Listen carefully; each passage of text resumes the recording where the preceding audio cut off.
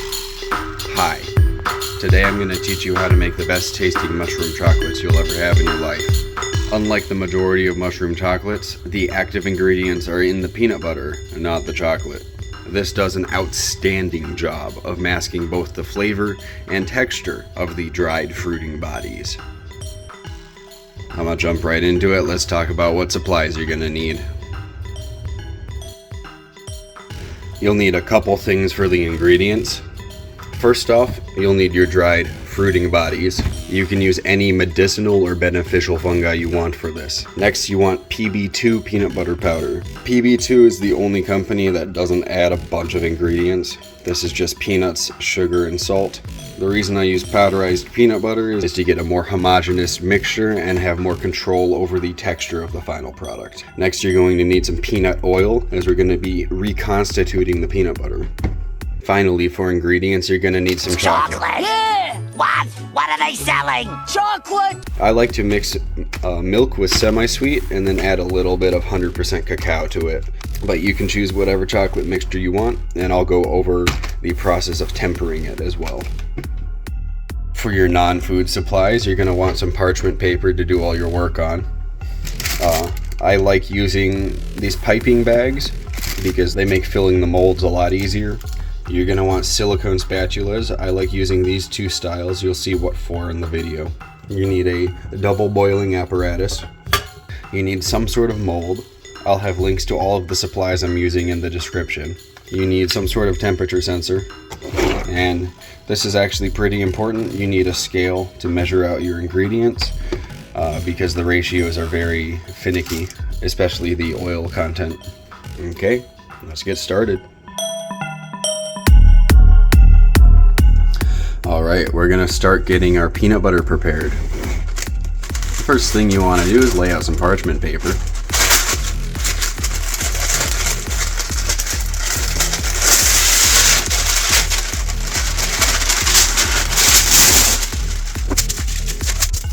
Now this is going to be your work surface through most of the process because it's nice and clean and it's non-stick. We're going to start by weighing out the dry ingredients. The ratio of ingredients is 1 part mushrooms to 4 parts peanut butter to 2.5 parts peanut oil by weight. It is very crucial you get this ratio correct, otherwise you will run into issues with the oil content of your peanut butter. It might be too crumbly or it might be too oily. I spent a little bit of time testing these ratios to get this one. This works for the PB2, just the regular peanut butter. If you're using the cocoa version, you might have to adjust the oil content. I think it would be a little too runny. I'm going to be filling up this mold today, which has 9 spots. 1 gram per peanut butter cup. To make the math easy on these ratios, I'm just going to be making a batch of 10 for the peanut butter, and I'll just be using 9 of them. And you can either eat the extra peanut butter or save it for the next time you're making these. Alright, so there's 3 main ingredients of the peanut butter: the peanut butter powder, the mushroom powder, and then the peanut butter oil. So what I'm going to do is take 3 separate cups and start weighing out the ingredients, starting with the mushroom powder. So we're going to be making a batch of 10, so we're going to multiply all of these by 10. First one's easy, 10 grams of mushroom powder.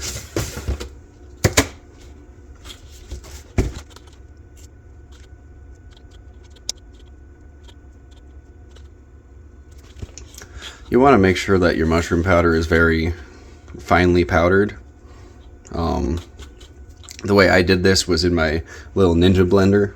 You can use a coffee grinder or a larger blender probably. You just want to make sure that you start with very dry product before you blend it.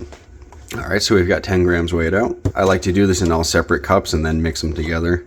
Make sure you tare it because these cups aren't too consistent in their weight. So the next number is 4 multiplied by 10 is 40. So we're going to have 40 grams of peanut butter.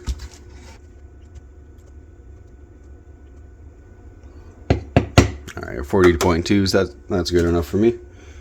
Then the final ingredient is the oil. 2.5 times 10 is 25. So we're going to get 25 grams of oil in a fresh cup. At least for the oil, you want to be pouring it in a separate cup in case you over pour it. That way you can pour it back in and not contaminate your peanut butter oil. Yeah, over poured that a little bit, 26.83. Even that little bit would make it a little too watery. So I'm gonna drop that all over the place. Let me wipe it off the surface so it's not affecting the weight. 25.1, that's a little better. All right, and that's all of the raw ingredients weighed out. Now all that's left is you want to thoroughly mix these two powders together before you add the oil. That's part of the reason I use powdered, is because it makes it much easier to mix it. I just dump both of them in the same cup, put the two cups together. Sometimes I grab a little bit of parafilm. You don't need that though. Adds a little security. Just gonna go ahead and wrap up around the edges, just to hold it all in there. And I think you can see where I'm going with this. Just give it a nice bartender special. You know, shaken, not stirred. And don't be afraid to go pretty vigorously. Just make sure you don't let these cups fly apart and have it go all over the place. Then you're not going to be having a very good day. But as long as you keep it all inside the cup, you're good. So that should be pretty good. Go ahead and take this parafilm off. Now this is where the first spatula comes in. I like this long silicone one. Just reach in there, give it some more mix. Look around in there, make sure you don't see any clumps of either peanut butter or your medicinal mushroom powder. Okay, now this order is slightly important. I like to add the powder to the oil. If you do it the other way around, you end up with some oil left over in the bottom of the cup that never gets picked up, and you end up with a little bit drier batch than is intended. Just make sure you get it all in there. And with the spatula, just start working it around. It'll start really powdery, but it'll thicken up pretty quickly as it soaks up the oil.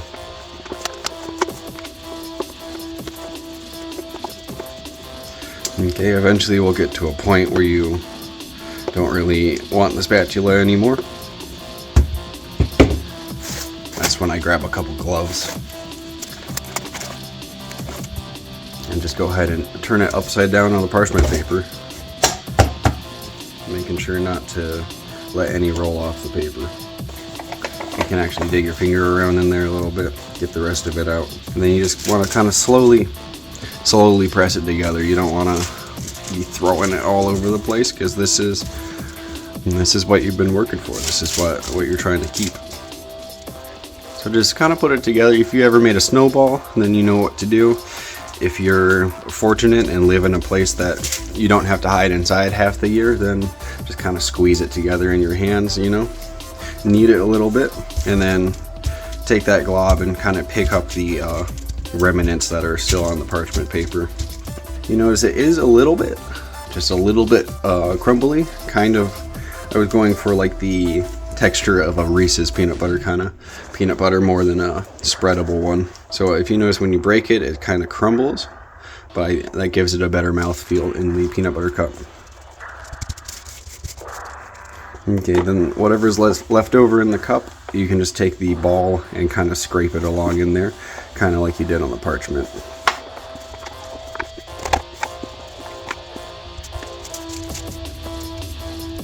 Okay, at this point, just collect all your little straggler pieces and then knead it together for a minute or two, just to kind of distribute that oil around and get it nice and homogenized.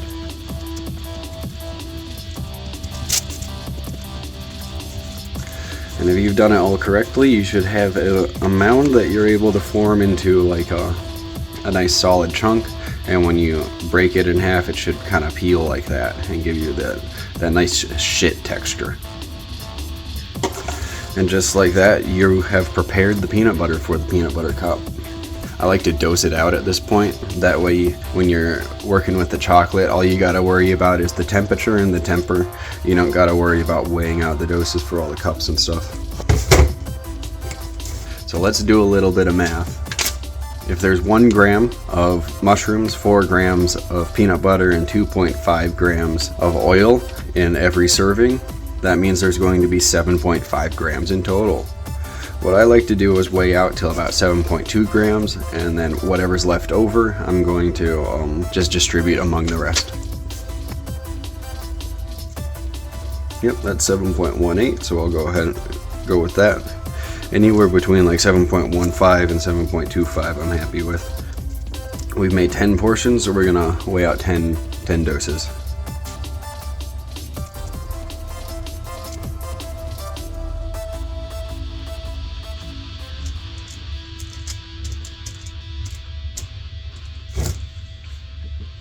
Alright, we've got 10 portions weighed out, and there's that much remaining, so I'm just gonna go ahead and take this and distribute it amongst those. And just like that, we have all the peanut butter made and portioned out. That means we can start discussing chocolate. I remember when they first invented chocolate.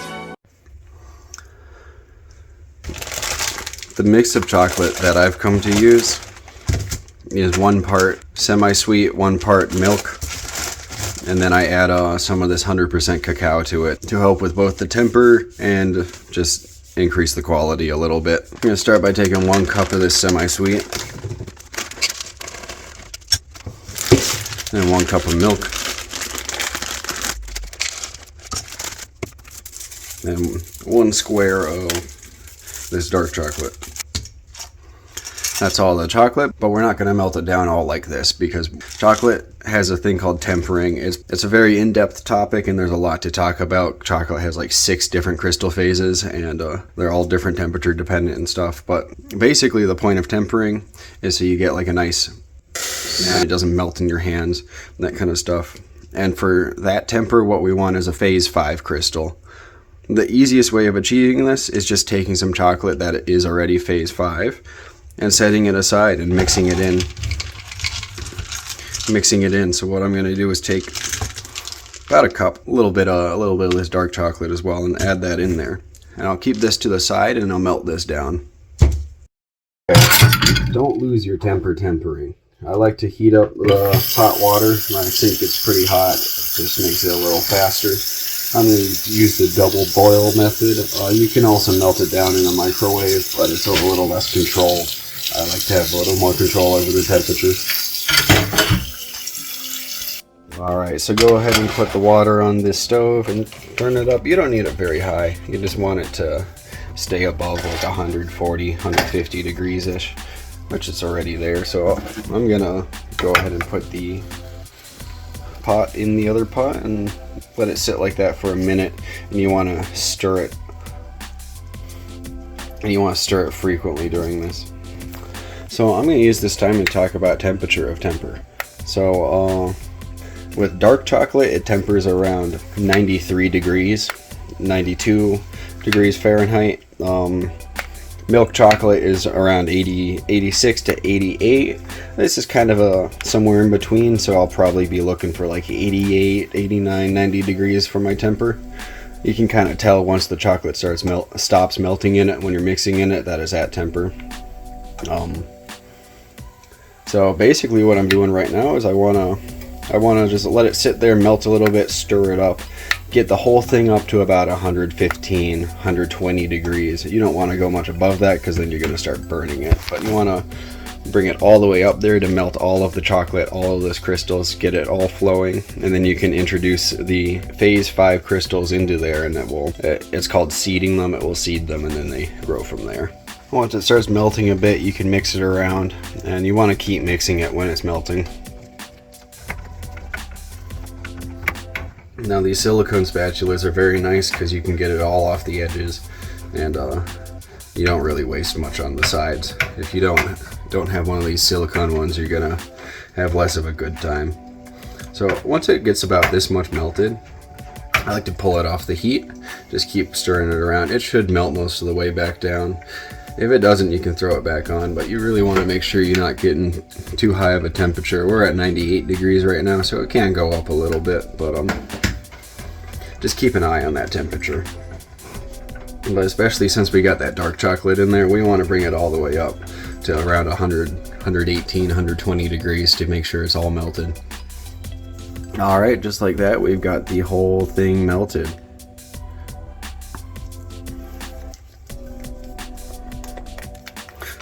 I'll give it some nice vigorous stirring. Make sure it's all those different chocolates are mixed together.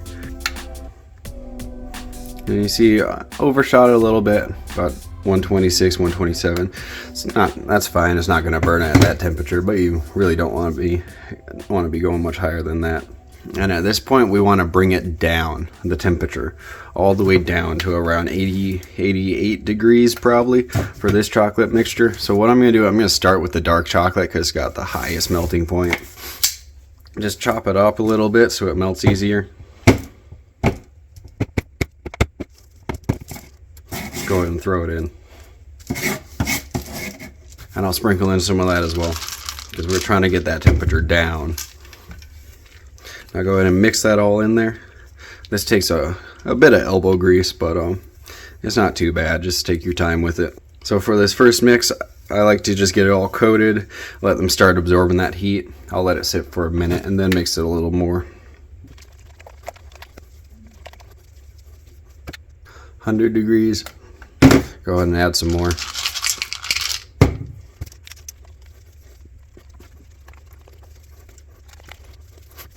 Seawater temp is 97, 96. So we're getting there. Yeah, I think we're about in that range of the phase 5 crystals. 95, so still a little bit higher, but we're getting close to that range. Now, while it's important to work hard, you should always take a little bit of time to yourself.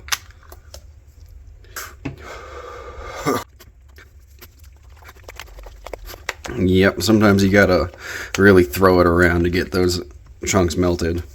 Let's check the temp on that. 93. I'm gonna go ahead and add the last of it, and we should be getting towards a good temper now.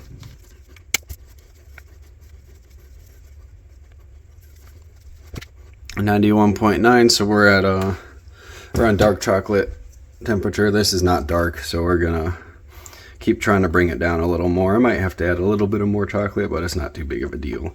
I'm gonna see where it gets once these melt down.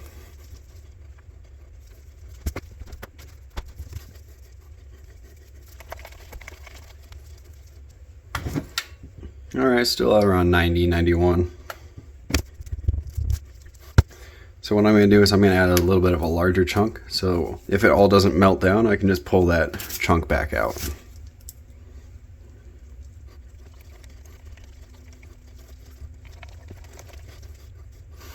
About 90 degrees. Just got to give it some good stirs.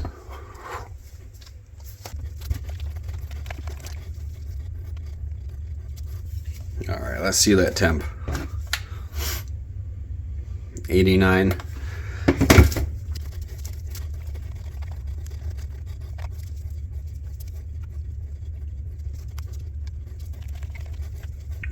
You know, that's looking like it's almost at temperature because these bigger chunks aren't melting, and that normally means you're around phase 5 crystal formation temperature.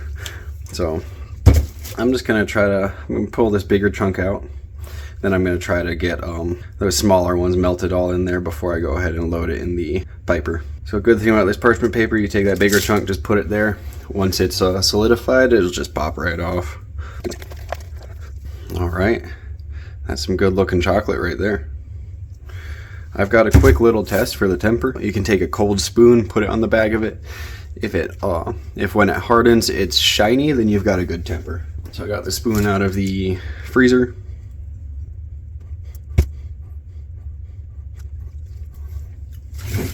And we'll see if it hardens shiny. Just set that aside for like a minute. Meanwhile, I'm gonna put it in the pipetting bag anyways. I'll try to do this in a way that you guys can see. It's not too hard. When it's in the jar, you'd kind of just dump it in there.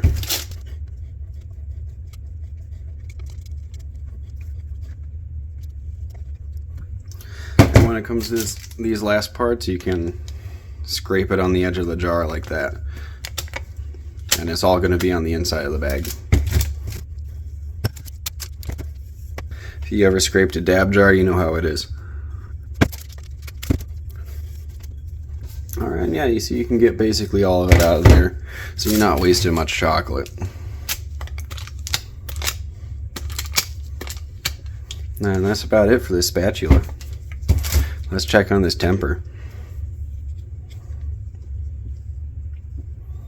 It's got a bit of a sheen. And let's see the snap. It usually takes a couple hours or overnight before it develops like a snap like that. We're ready to start pouring chocolate. The first step is just making a layer on the bottom of all of these so that we can go ahead and press the peanut butter in.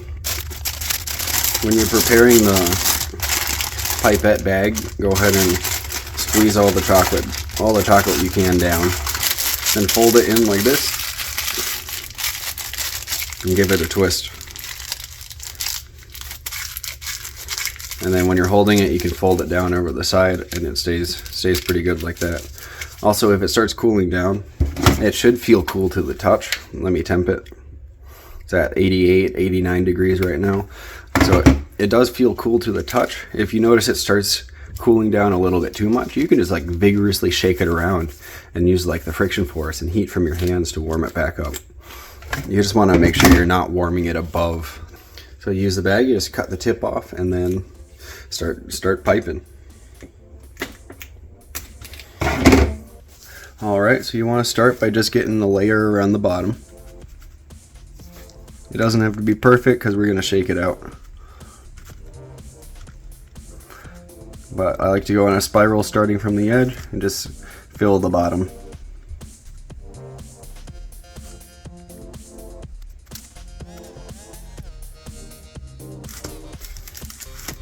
Alright, you can just leave the bag on your parchment. Go ahead and drop these a few times. And you want it to really fill in that mold.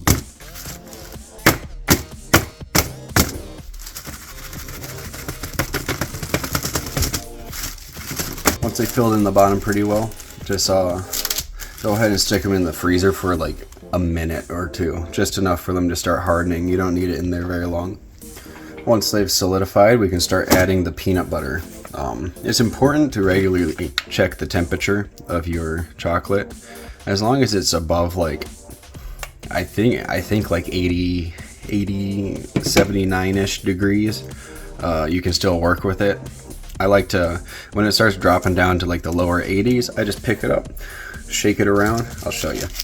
I just pick it up, kind of move it around like that, get the friction of the actual chocolate molecules to heat themselves back up. And it brings it back up to temperature, but you want to make sure you're not overshooting it too much. When I'm packing these molds, I like to just form a little disc at first. Now this peanut butter doesn't have to look perfect because it's going to be covered completely in chocolate. So go ahead and, oh, I dropped it. Crumbs all over. Go ahead and kind of center it in the mold and push it down on the edges and then the middle. And we're going to go ahead and do that for all of them. You don't really need to make the disc, but it definitely makes it better, and you have a more uniform final product.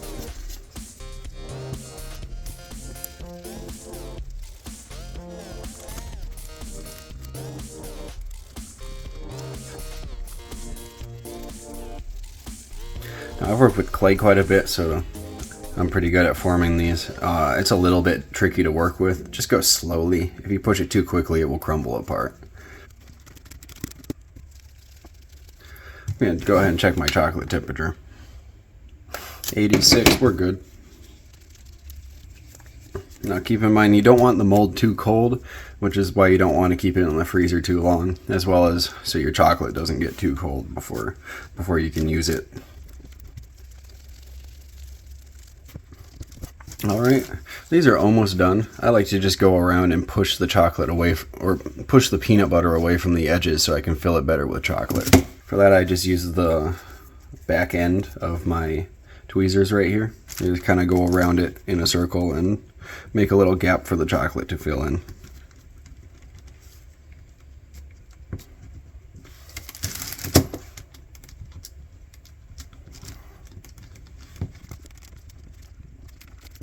Alright, it's all ready for the final layer of chocolate.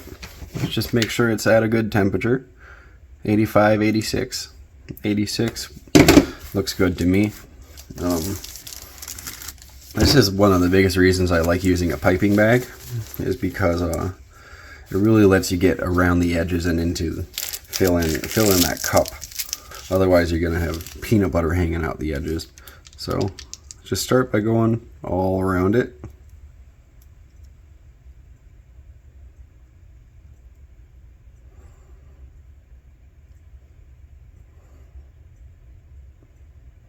And then just put a layer on top. And do that for all of them.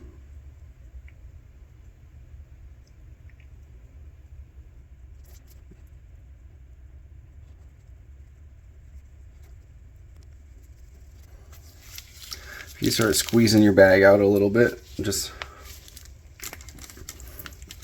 pull it down and then twist it down a little farther and fold it over the same way.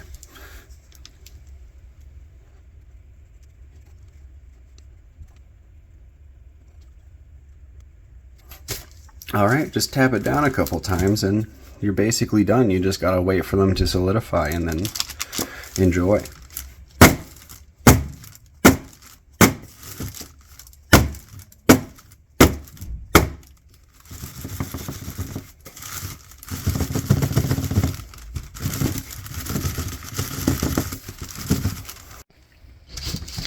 I'm going to show you how to save your extra chocolate. It's pretty simple. You just kind of pipe it out and then let it solidify and you can reuse it.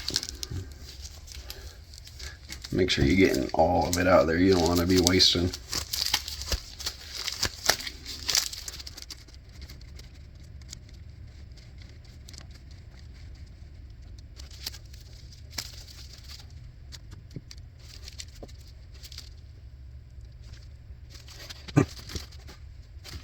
Alright, and that concludes how to make the best mushroom chocolates that I've ever tasted, and I think you'll say the same thing. Thanks for watching, guys. Have a good one.